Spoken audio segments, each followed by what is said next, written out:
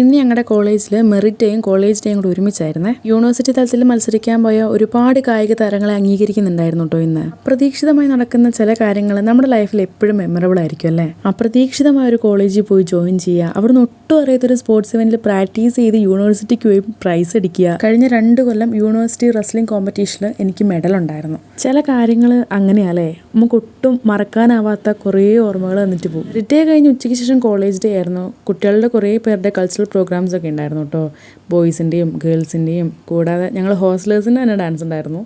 അടിപൊളിയായിരുന്നു എല്ലാം. കോളേജ് കഴിയാൻ പോകുന്നതുകൊണ്ടാണോ എന്നറിയത്തില്ല, പതിവില്ലാത്ത ഭംഗിയാണ് ഇപ്പോൾ കോളേജിനും അവിടെയുള്ള ആൾക്കാർക്കും ഒക്കെ. ലാസ്റ്റ് ഒരു DJ കൂടെ ആയപ്പോഴേക്കും പ്രോഗ്രാം അങ്ങോട്ട് കളറായി.